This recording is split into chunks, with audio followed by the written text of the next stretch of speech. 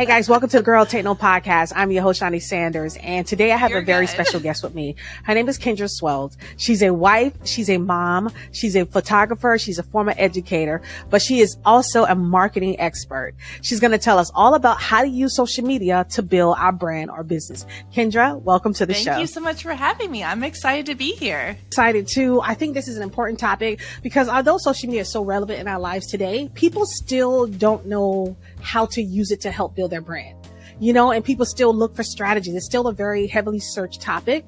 So I'm glad we're getting into this today.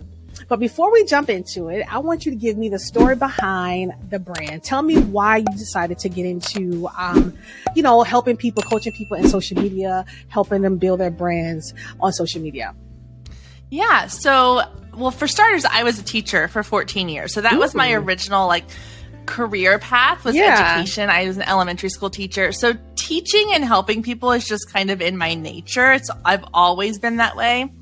And then I left teaching in 2017 to run my photography business full time. Mm-hmm. And in the process of building that business, it was about 5 years in the making. I created a community of other photographers and female entrepreneurs that I'd connected with. Mm-hmm. So when I left my teaching career, to run my business, a lot of them came and were like, tell me what you did. How were you able to make this happen? I want to leave my 9 to 5. I want to be doing this too.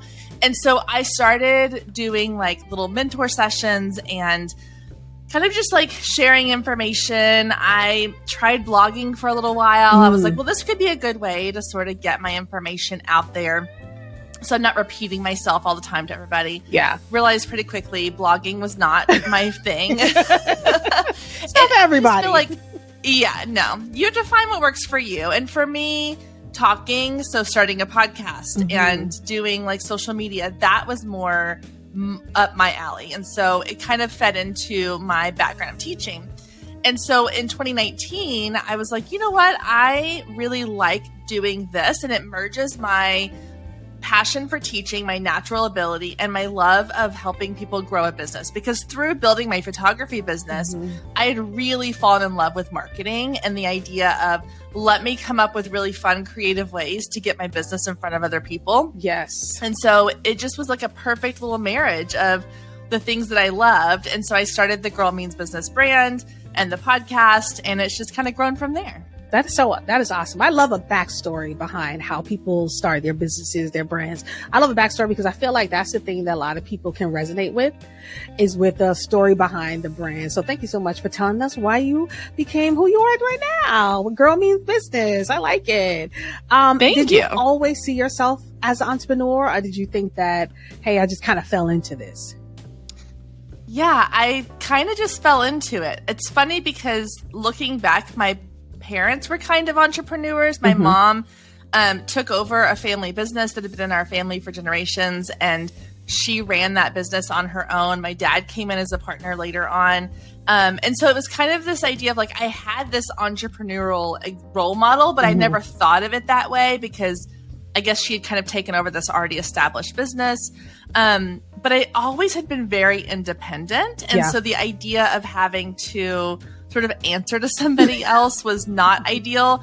But at the same time, I was always that safe kid of I'm going to follow the safe path. And the safe path for me, like I said, was teaching. You have job security, you have summers off sort of, it's this sort of stable, safe job to have. Yeah. And it wasn't until I really started, there's a lot of backstory here and I won't get to all of it, but a lot of self-reflection and deep diving into who I am to realize that I am willing to take the risk in order to live a life I want to live. And so that's where the entrepreneur piece came in. Yeah. So it definitely wasn't something I expected or ever thought I would do. If I were to go back to 20-year-old me and be like, this is what you're doing, I'd probably laugh at you. But it's definitely what I feel like now I've always been meant to do. I just didn't recognize that. Was it scary to make that transition from full-time employee over into, okay, I'm going to do Girl Means Business, full-time photography, all that stuff? Was it hard to make that decision, or was it scary to make that decision? It was definitely scary. And I didn't do it the way that I probably would tell people to do it, where it's have 6 months of money saved up or all this kind of stuff. I was like, and I'm someone who I tend to lead with my heart. Yeah. And I was like, I just had this gut reaction of like, I can't keep doing what I'm doing because I'm not happy here. Mm-hmm. And I had a really great job. I was happy with my job. I wasn't happy with just like how I felt in that job. Yeah. And so leaving that, I knew that as long as I had that safety net of that 9-to-5 safe job, mm-hmm. I was never going to reach my full potential in my business. So I had to remove that safety net in order to see like, what can I really do here? And luckily, like I removed it and I was like, okay, now I have to make this work. And that's what really pushed me into making it what it is now. But if I kept that safety net, I don't think I would have been where I am now at all. Yeah, it's so funny you mentioned that. I was just having this conversation with a girlfriend and she talked about a business that she started and she felt like she couldn't really give it her all. And, you know, she looked at it as it failed. And I told her it didn't fail. You just wasn't able to put as much time into it you want. But she said, you know what? She mentioned the same thing you said. She said, you know what? If I would have left of my job, it would have forced me to make this work. Because this would have been my income. This would have been what I needed to bring it in. And like you said, it's not the most ideal way for people to do things, but it is some truth behind if I leave the so-called safety net of this full-time job, then I have to really rely on myself. I have to rely on my own skills to do what I need to do in order to feed the kids, bring in the income and do what I have to do and be a partner in this family and support it. So it's so funny you mentioned that because we were just talking about that.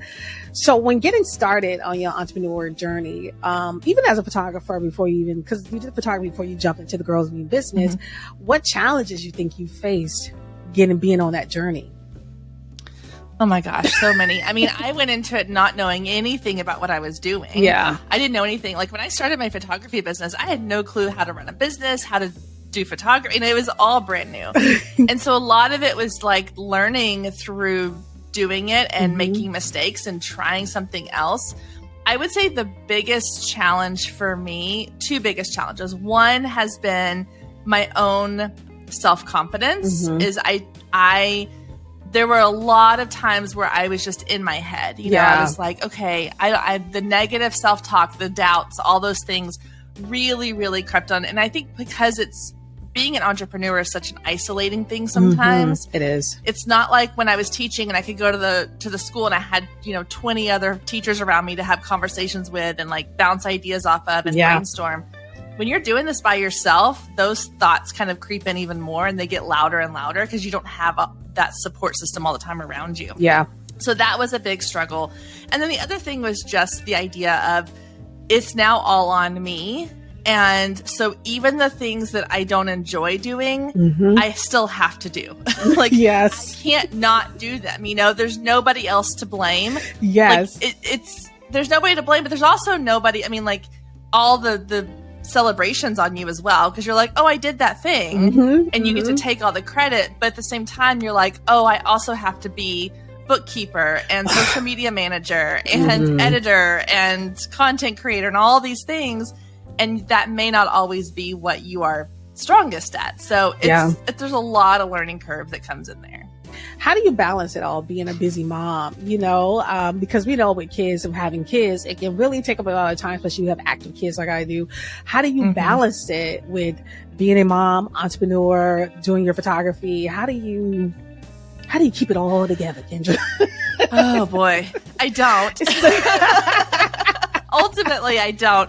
Now, I have just learned that there's really no like perfect balance. Like if we try to think of everything as being equal, it's never going to be equal. Yeah. And so I've allowed myself to kind of give myself grace and say, right now I'm in a season of, my kids are both in school full time, and I can really dedicate my days to my work. And then my evenings are for them with sports and activities. Now in the summer, when they're home all the time, I shift that. And it's like my focus now is on spending time with them because they're 11 and 7, and I still want to do things with them in the summer, and they still want to spend time with me. So I'm going to cherish that while I can. Yes.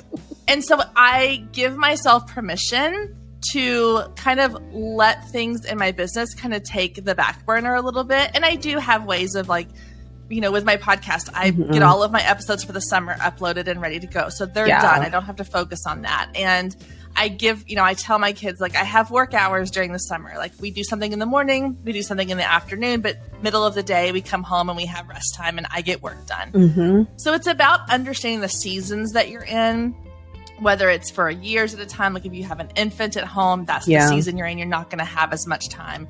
But recognizing that, and then just giving yourself the grace to say that it's okay if work takes precedence sometimes, and then if your family takes precedence sometimes. Yeah, I think that's part of it. It's just that mom guilt. We get some time if we give too much of our too much of our time to something, and we feel like, oh, I'm not giving them enough time. I got to give them some of my time. So it's a balancing act. Since I started the podcast, it's been a lot of work, and it has been a lot of me working while everyone is in school, even while my husband is at work. It's like, okay, I get all this done while nobody's here. Nobody's asking me for snacks. Nobody's asking me for, when am I going to have lunch? What's for dinner? Can you help me with this? So it's so much better. And being able to find that time and managing that time wisely really is helpful, because I have to schedule it on my calendar to know that this is the time I set for content creation, for everything that I'm doing, because that's the only way I can stay sane. Like, honestly, that's the only way I can do it. Yes. And to-do list. I have so many to-do lists. Yes. Like, because if I don't write it down, it does not stay in my head anymore. I have to write it down or it's not going to happen. It's so true. Just like even with the podcast, I have to write questions down, because if I don't write questions down and I rely on my own mind and memory to go off, I'll be sitting here like, what did I want to ask you again? And so that's what I do. Okay, let's jump into social media. First thing, how important is social media when it comes to building a brand? Like, how important is it?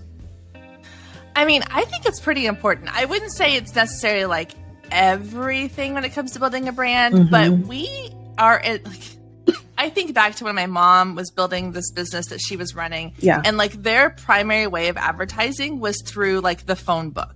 Like they literally at one point considered changing the name of their business because their business name started with a W, which meant they were like at the end of the alphabet of the phone book. She's like, well, maybe we should change it to like something with an A or a B, because that's how marketing worked. It was the phone book. Or you had like print ads and magazines that cost a ton of money. Yeah. And so I was having this conversation with her recently, and she was like, you just go and post something on social media, and like thousands of people, millions of people potentially have the ability to see it, and it's free. Mm-hmm. So we have this gift of the social media. And so I think utilizing it for your business is really important, because otherwise you're going to be, there's other ways to market your business, obviously, but again, it's a free platform where you have the potential to reach millions of people around the globe who could potentially want to work with you or buy from you. And so not giving that the time and energy is almost like saying like, I'm not going to advertise my business at all. Like why not utilize these incredible tools that we have available to us? Yeah, I think it's so important too. Do you think social media validates a business today? Because a lot of time that's mainly where we search. Like we search YouTube, we'll search Instagram, we'll search Facebook. We really search all these different platforms to find businesses, people, places. Do you think now social media validates more so than a website does today? I do, because I think that like the perfect example is there's a restaurant in town where I live, and I can never tell if it's open because I'm like, there's very few cars there. It's one of those things where like, are you not? And so I went on searching for them, and their website was not up to date. It had like basic information and like their menu. But then I went and found them on Facebook, because they weren't on Instagram, but they were on Facebook, and that had like updated information. They were under construction. They were remodeling. So they weren't open at the time. So I feel like social media is more where people go to find like the up-to-date current information. Your website is still very beneficial, because that's how you try, get found through Google searches, things like that. Although social media is SEO friendly now too. Yeah. But I do think that especially with younger generations, they go to Instagram and Facebook and TikTok, maybe not Facebook, but they go to Instagram and TikTok and all those places like before they probably even go search on Google. Yeah. So yes, I definitely think it validates your business, and it helps people to see like, one, you're still in business because you're actively engaging on there, and it's more like current information. Yeah. When it comes to Instagram, how important is your bio? Because I've seen a lot of different videos that talk about how important your bio is, how to have certain keywords in it, because now those are searchable. How important it is to have a very well-defined bio, so when people land on your page, they know exactly what you do and what you offer. Oh, yeah. You know, your bio is like your business card on Instagram. Like that's what people are, and you have a very short little space, small space, only limited characters to really convey. And the problem I see a lot of people doing here, two problems is, one, I don't want to offend anybody here, but if you're like dog mom, coffee lover, I'm like, I don't need to know that. Like that's stuff you can put into your stories and stuff, but I want to know, what can you do for me? Because that's the second thing, is about people, like, they're making it their bio all about them. They're like, I have a degree in this, or I'm certified in all these letters that nobody knows what they mean, or, you know, whatever. But when I'm coming to someone's bio to see, is this someone I want to follow? My first question is, what's in it for me? Exactly. And so making sure that your bio really conveys like how you are going to help somebody and who your ideal audience is, then the more likely you are to have people click the follow button, as opposed to, you know, the generic, like, I'm a mommy blogger and I love coffee and Target and all the thing, you know, and you're just like, that's great, but not really helpful for me. Exactly. Oh my God. I know it's a lot of people that have those type of descriptions, but it's good you said that you write your description, your bio for your ideal customer, a client, versus yourself. And I think that is a very key, important piece to have. How important is, you know, I saw a lot of different debates about your username versus the name you put in your bio. What's the deal about that? Can you tell me which one is it you like, how does it go? Because so many people feel like, oh, well, don't put your actual name as your username, or either don't put your actual name as your profile name, put it as, I don't know, blogger and where you're from. Like, so what is the best practice there? So I would say, what are people searching for that you want to be found as? So for me, for example, my username is Girl Means Business because that is my brand. That is what everybody, like, if you're searching for my content, you're searching by that. That's the podcast name. That's my website name. That's what I, you know, go by kind of out in the world. Yes. So now if I were presenting myself, my person as a brand, so like a good friend of mine, she's trying to kind of brand herself as a speaker. And so she wants people to know her by her name. And then all of her stuff kind of falls under the umbrella of who she is. And so she has changed her username to her actual name. So it's kind of a personal preference, but it's also, what do you want people to know you as? Do you want them to recognize your business name? And maybe you're going to have like employees, or you're going to have other people that might be kind of showing up in your business, or do you want to be known as you, the person, are the brand? And then that title line, that bolded line in your bio, that is where it is searchable. That is one of the main searchable things. So you do want to make sure you're using keywords there. Now on mine, I put my name in there because some people will search for me by my name, Kendra Swalls. And I want that to show up because it's not in my title. So if you're in my username, if my username is your business, then I would at least put your first name somewhere in your bio so people know who it is that they are communicating with, who they're connecting with.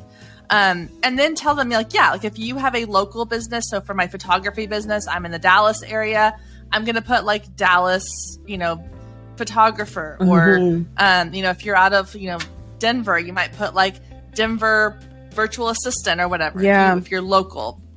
If you are more, generalized, like you can kind of work with anybody, anywhere, definitely using those keywords like marketing expert, or I know something like Instagram coach for, and then whoever it is you help serve.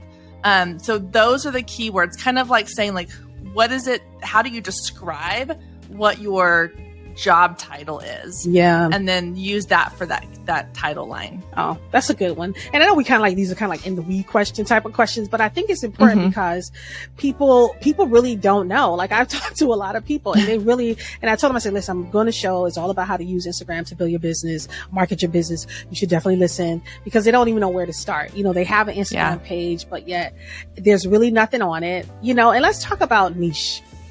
Some people say you need to find a niche. Some people say, oh, you don't have to have a niche.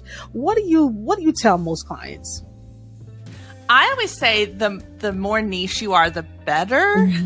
And that is scary. And I will admit personally, it took me a long time to get to the point where I even felt comfortable taking my own advice on this. Yeah. Because it's scary. It really is. Because you're like, well, but I want to be able to help everybody. Yes. So for, and even in my photography business, I was the same way. I was like, I will photograph your hamster if you're going to pay me. I don't care. Yeah. But once you really start narrowing down a specific niche and your content is all focused on that niche, one, people know what to expect when they come to your page. So let's say that you are, your account is all about cooking. There's a ton of things you could cook. You could one day show a dessert. The next day you're showing some kind of really a steak dish, you're grilling outside, you're baking chicken in the oven. There's all these different things. But if people come to your account and you're like, I focus on making, healthy family meals in under 30 minutes. That's your niche. Yes. Then I know every single time I go to that account, I'm going to get content on that specific niche. And so that's really, really helpful. And it's one of those things, again, that people will either love you or not feel like they need you. And that's totally fine. It's okay to repel some people, but having that really specific niche is going to attract more people than it's probably going to repel. Yeah. And you're going to have people follow you. I specialize in helping photographers. I have a ton of people who follow me on Instagram who are not photographers. They buy my products. They've offered, they've asked to work with me. They download my free guide. They're on my email list. And they still get value from me, even though they are not specifically in my narrowed down niche. Yeah. So I find it really helpful. Again, it's one of those things where you almost have to work your way towards it, it's baby steps at a time, because it is really scary. It is. It's hard to try to feel like you're eliminating people. Yeah, and I think a lot of times when people are just starting out with Instagram, or even if they had an Instagram page for a while, I think defining their niche is probably one of the hardest things for them to do. And going through that process, try to figure out, well, who are my people? Who are my tribe? Who are my clients? And how do I find them on Instagram? And let's talk about Instagram Reels, just short form content, video content, and how important it is today. And how do you get a client or someone who's camera shy, that don't want to be on camera? How do you get them to understand? Well, first tell us how important Reels are. And then how do you get that camera shy person to kind of go into that world of video, to say it's okay to be on camera? It's your brand. You have to promote it. Yeah. So I think Reels are definitely important. Short form video and video content in general these days are kind of the king of content. Yeah. That's what people want to consume. We've seen content evolve from when Twitter first came out and it was just written text. Yeah. And then Facebook was just written text. Then we moved into photos. Then we moved into, groupings of photos, and then GIFs and things like that. And now we've moved on to video. So it's just an evolution of content. Yeah.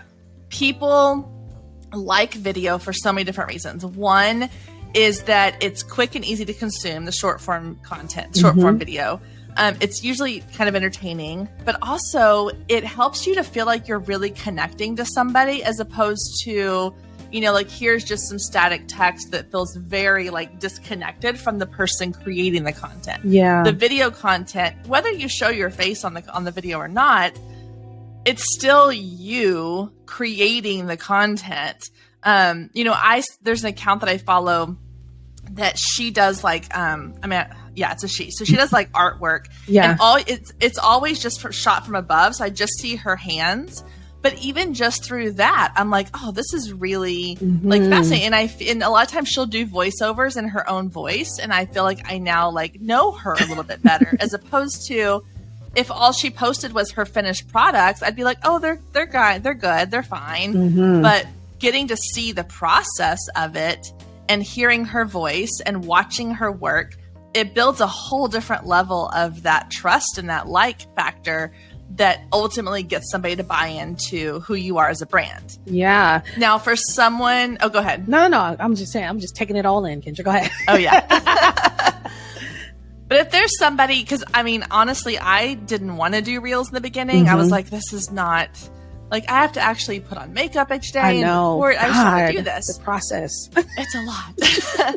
So I would say, for one, most people go into it feeling not confident about it. So you don't have to start with the confidence. The confidence comes by doing it. So the more you do it, the more confident you get. If you're someone who's like, I don't even like to put myself on Instagram in photos, much less on a video. Yeah. There's so many different ways you can do faceless videos. So like I mentioned the one where, you know, she shows her hands doing something. If you do like a time lapse, like some people will even put like their phone up on a tripod in the corner of the room and just do like a distance, like time lapse of you working on something and then put text over it. Doing a voiceover using your own voice is another way to do it, like on top of, you know, your process or your work or a product or a service you offer. You know, getting behind the scenes content where it's not like you actually facing the camera and having, you know, talking into the camera. Yeah. Those are ways to kind of get yourself comfortable. And again, the more you do it, the more you're like, okay, I've done this and I've gotten good results and I feel good with this. Let me try one where I'm talking to the camera or where I'm doing a voiceover or where I'm, you know, whatever. You don't have to dance. You don't have to dance and point. Yes. You don't have to do like all the trendy things. That's the great thing, I think, right now with short form video is that it's becoming very much about you do it the way you want to do it. There are no rules. Yes. There are no, like, you need to follow the structure. You create the content the way you want to create the content and then let it evolve as you get more comfortable with it. And what's so funny about Reels is that I probably consume content that nobody's in. It's maybe I'm watching somebody cook and they just got the camera on the food itself. And I get so consumed by those videos more so than ones where I see people on camera. And you're right. You don't necessarily have to be on camera. You could just show whatever it is you're doing because I'm captivated by that kind of stuff. I really am. I can't even lie about that. Or the ones that are like the stop motion. Somehow I got into like a rabbit hole of one that was like home decor. And it was all these stop motion videos of them like decorating a shelf, a bookshelf or making a bed. And I'm like, this is fascinating. And there's not a single person in that video. Yeah. And I'm very addicted to the ones where I see people cleaning.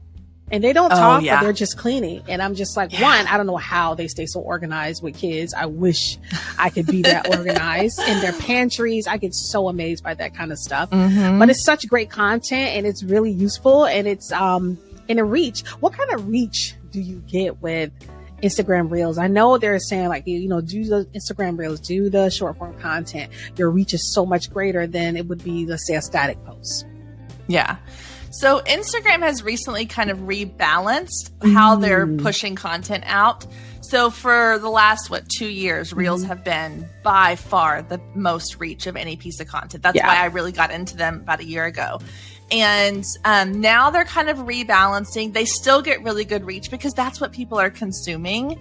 It's the difference, in my opinion, between the reach you get on a Reel versus like a carousel post or a image post on your feed is that most people who are scrolling Reels are doing it for entertainment value and they're not necessarily going to be the ones who like click over to your bio all the time. So you might get a lot of views on your content. Yeah. I think the reach is higher, the engagement's a little bit lower. Whereas with other forms of content now, like I know carousels have been really big for me lately. Even like static, like those posts you see that look like a quote, you know, or like a Twitter post. Yeah, mine's those are really good. Too. Yeah. Yeah. So those may not get as much of a reach. Like they're not getting as many eyes on it, but the ones who are looking at it are more engaged with it. Like they're commenting, they're liking, saving, sharing, all those things. So it's kind of like I look at Reels as when I create Reels, the purpose is to get my content in front of a new audience, not necessarily to get it in front of the audience I already have. So my Reels are to like outreach to new people. My feed content is for the people I already have. And then, of course, my stories is to build connections. So those are kind of the three places and the three ways that I sort of utilize those things. But again, Reels are honestly the best way to currently reach like people outside of your current following. I like the way you just broke that down. I don't think I've ever heard anyone break it down like that. I mean, like my Reels is for new people. My feed that I post are people I currently have to nurture them, and my stories are to build connections with my current community. Yeah, I like that. I gotta make sure. Well, I remember that. It helps too, because for someone who's like, that's a lot of content to create. Yeah. The way I look at it too is like, if I put something on my feed in the form of a carousel post or a static post, I can then take that same piece of content and turn it into a reel, whether it's just like me talking or me doing something. And it's the same content, just meant for different people. Yeah. So you're not having to create different pieces of content. You're just repurposing them to go out to different places on Instagram. That's really good. That's cool. I was going to ask you about repurposing content. Like how should you create? Should you always create content that you can repurpose? Yeah. I love like what I call like, well, I mean, I don't call it this, everybody else does too, but like evergreen content. Yes, evergreen. So I try to create content that is not necessarily time specific, so that I can go back and like there are weeks where I'm like, I just don't have the energy to create content. So I'll go back like 6 weeks, 2 months, 3 months or so, and I'll be like, okay, this posted really, really well. I'm literally going to just repost the same post or the same reel, because I have new people following me. Maybe someone didn't see it the first time. Maybe somebody needs a reminder of this, and I'll just repost it. Other times I'll go in and I'll say, okay, that one did really well, but I kind of wanted to change it up and like use the same topic and use the same kind of ideas, but maybe present it in a different way or take a different angle on it or go in a different direction this time. And so I'll just take the same concept and recreate it in a new way. Or like I said, use it on a reel as opposed to a carousel, or talk about it in my stories or something like that. And so it's not necessarily, you don't have to reinvent the wheel every time. Yeah. And you don't have to create brand new content every time for it to be effective. And again, your average engagement rate on social media is like 3 to 5%. Yeah. So only 3 to 5% of your audience saw it the first time you did it anyway. So don't be afraid to like put it out there in different ways, because they probably didn't see it the first time anyway. Yeah. Let's talk about growth on Instagram, because growth is like not easy to do. And I can say that one, because I just started my podcast page and it's growing. I feel like it's growing slowly. Like the Reels views are very low, but yet on my Shani Sanders page, my Reels views are like off the charts. And I don't know if it's because my Girl Take Note page is still new, but let's just talk about growth strategies, because I know that's one of the biggest questions that a lot of people want to know is how do I grow on Instagram? Why am I not getting likes? Why am I not getting engagement? Yeah. Well, I would say to start with that slow growth is still growth. I think, we get this idea and we see all these people who are posting and they're like, oh, I posted this reel and I grew by 30,000 followers overnight or within 10 days. That's insane. Yeah. And to be honest, that is the exception, not the standard. And so we have to reset our idea of growth to, it's not necessarily about reaching like 10,000 followers in the first month. As long as you are consistently bringing in new followers, then you're still doing good. And we don't have to have thousands and thousands of views and likes to be effective. So again, slow growth is still growth.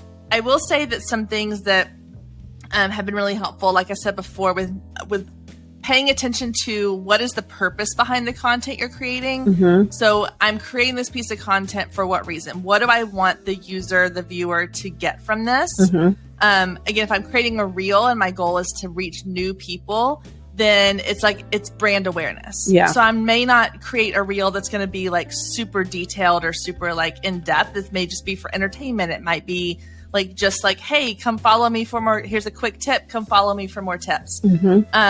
And so kind of having a real purpose for your content as opposed to just throwing out content. Yeah. And then using really good calls to action. I think a lot of times we are like, well, why is no one liking my post? Well, you didn't ask them to like your post. Or why is no one following me? Well, you didn't tell them to follow you. I think about it like when I taught elementary school, you know, sometimes I had to like really break it down for my students to be like, I need you to pick up the blue crayon and then walk to the shelf and then put the blue crayon in the box that says blue crayons. Yeah. And so our audience sometimes needs that too. They need us to be like, hey, if you want more of this type of content, click this button right here to follow me. You know, anything, it sounds like we're dumbing it down, but really like they need it to be that simple. And the less hoops they have to jump through, the easier you can make it for them to do something with your content, the better. I see a lot of people are like, well, I get no comments on my post. Yeah. I'm like, okay, I'll go look at it. And they'll say like, let me know your thoughts in the comments. And I'm guilty of this. I do it sometimes too.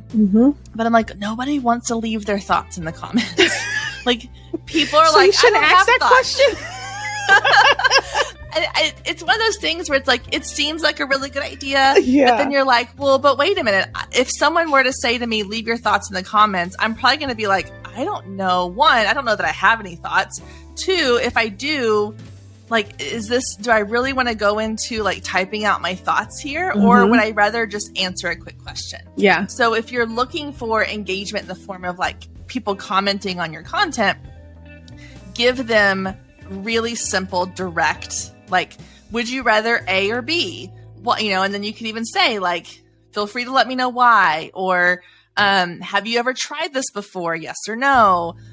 You know, just making it really, really simple. Even something as simple as like, drop your favorite emoji in the comments below if you agree with this. Yes. And then people kind of, you know, that's an easy way for people to engage. So making it as simple as possible and like giving them clear directions on how you want them to engage with your content. So hopefully those combined will help you start to see more engagement, which will lead to more growth when it comes to followers too. Yeah. And that's the thing. I am growing every day. I can't say that. Every day I am getting new followers. And you know how important it is to, let's say, because I'm on all the platforms, and I know a lot of people say, listen, you don't need to be on all platforms, just be on the platform that I guess you probably get the most engagement, that you can build a community.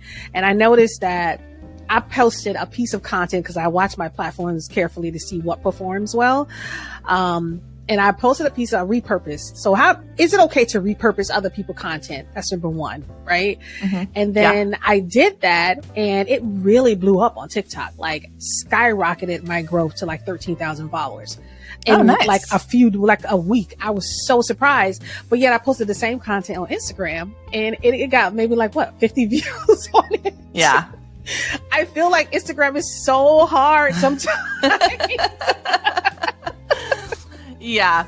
Well, yeah, it's one of those things where like, because I've seen this happen too, and I've heard a lot of people say this. They're like, my TikTok video did super well. Didn't do well on Instagram, or vice versa. Sometimes it does really well on Instagram and not great on TikTok or Facebook or LinkedIn or wherever. So yeah, each platform definitely has its own audience, which is why if you're able to post to multiple platforms and repurpose that content, I say go for it, because you never know when like, you might post it on Instagram and you posted it that morning and the person one of the people, your audience wasn't on till that afternoon and they didn't see it. Yeah. But if you posted it on TikTok, they happen to be on TikTok that morning, they saw it. So you never know who's going to see it where. And I do think that people on TikTok are really, willing to give out follows a lot more than they are on Instagram. You know, it's kind of like back in the day, people used to give out their email address all the time. And now you really have to fight for it. You have to be like, I'm going to give you something really freaking amazing. And I hope you give me your real email address this time. That's how I feel like people are with Instagram follows. It's like, okay, I'm going to do everything. I'm going to like do all the things and hope you follow me. So yeah, I definitely think that like repurposing your stuff to other platforms is really helpful. Yeah. You can't compare platform to platform. I mean, you can, but it's apples to oranges. Yeah. And so just know, like you said, what does well on one may not do well on the other, vice versa. And then, what are you saying? Resharing other people's content was the one you'd asked about too. Sharing. Mm-hmm. Yeah. So I think that's a great strategy as long as you have permission from that person to reshare their content. Mm-hmm. I know that there's been a lot of accounts in the past that have gotten kind of in trouble because they were building an entire account off of resharing other people's content. Yeah, I've seen those accounts. Yeah. And they weren't getting permission first. And so I think as long as it's one of those things where you're like, you reach out and you're like, hey, I really love this. I think my audience would love it. Do you mind if I reshare it and give you credit for it? I think a lot of people are like, yeah, that's fine, you know? Yeah. And so I think that's a great way to, you know, fill in content and get your, you know, people like, oh, okay, it's not necessarily your generated content, but it resonates with your brand. So as long as it's on brand, on niche, I think that's totally fine. Yeah. You know, it's so funny. I used to see a lot of accounts that only do repurposing, resharing, of other people's content. Like they don't have anything original. They just build their whole brand around that. And they've been doing very well with it. So it's funny now that, a lot of people are going through, you know, that kind of thing where it's like, okay, you didn't get permission really. And now, you know, your account get taken down. That's the thing you really don't want. When it comes to using Instagram, like I said, from one of the biggest thing I know, like I said, was growth. How important is it to build that community, to capture someone's email? Because I know you have a lot of experience with email, and I'm gonna have to have you back on the show to talk about that, because I know a lot of people want to build their community and nurture their community outside of Instagram and be able to connect more with them. How hard is it, like you just mentioned it, how hard is it to get them to click on that link in your bio and to get that email from them? And should that be one of your goals as a business on Instagram? Yeah. Yes. So I tell people all the time, I'm like, social media is wonderful. I absolutely love it. However, when you are building your business on social media, you're building your business on borrowed land. Yeah. Because we don't have control over a lot of things inside of those apps. In fact, we have very little control over what happens inside those apps. Yeah. And so the sooner you can kind of move your audience off to your email list where you do have control and ownership over your list is the safe bet. I always think back to like, was it early 2021 maybe, when like Instagram and Facebook went down for like an entire day and people were panicking. God. Yes, I remember. Yes. People felt like their lives were just over. Yes. I mean, people were freaking out. They were like, I have promotional posts to do today. And I'm like, you're going to survive, I promise. God. But the ones who had an email list were the ones who were, I mean, I got so many emails that day from people that I hadn't heard from in forever. I was like, oh, I still subscribe to you. Because they had built that safety net of, if Instagram or social media goes away, I still have a way to contact my people. Yeah. And aside from being like a safety net for social media, I also think email is still one of the most powerful ways to market your business. Yeah. And this is, again, like a whole other episode we could do. Yeah. I'm going to have you back to talk about email. I have to. Yeah, because I love it. Yeah. Yeah. And they're like 99.9% of successful businesses all have an email system running in the background. It's just not the fun, like shiny thing to talk about. And it's not the instant gratification that social media is, but it is like that tried and true, like, you know, safety blanket in the background of your business. Now, as far as getting people off Instagram and onto your email thing, two things that I always tell people. One is the link in bio is really beneficial. Definitely. You know, and now that we have the ability to link in stories, that's really helpful too. Yeah. Utilize that. Oh, you know what? That's a good tip. I got to utilize that too. Yeah. Yes. Utilize your link in bio and your link in stories a lot, because a lot of times like getting people to go to your link in bio, it takes a little more work because they have to stop what they're doing, click on your bio, click on your link, find, you know, especially if it's one of those like link trees or you have multiple things on there. Find what they're looking for, click on it. It takes them outside of Instagram. It's a whole thing. So two things I recommend doing kind of in place of that is the link in your stories, because when you do that, it kind of opens up right away. They can sign up for your email list and then clear it out and go right back to what they were doing. Yes. The other thing I've started doing is keyword automation. And you've probably seen this. It's where people will post something and they'll say, comment with the word free and I'll send you my free guide to XYZ. So you have to use a third-party app. So I use one called ManyChat, ManyChat. It links to Instagram. It's completely safe to use with Instagram. They're partners. Like that mini chat. And what it does is you create, yes, it's awesome. You create like a trigger basically.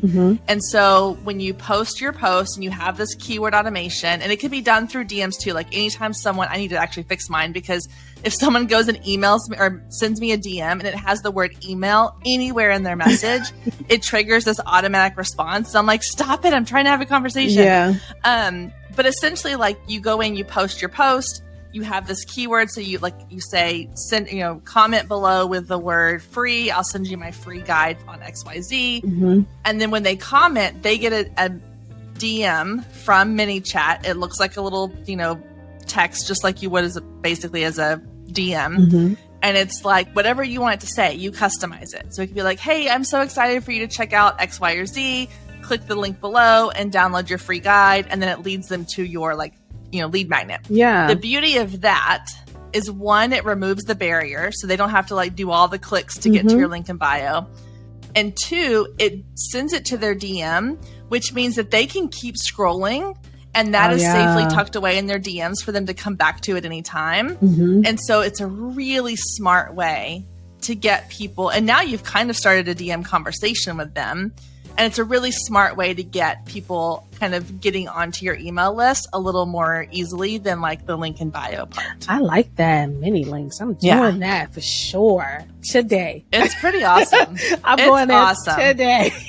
Yes. Well, listen, Kendra, this has been a great show. I have to have you back to talk about email, because I have a lot of people who want to know more about email marketing and how to capture all that great stuff. Best apps, tools to use for email marketing as well. So I have to have you back on the show for that. But before we end the show, I ask my guests this question. What is some of the best advice you received from another woman?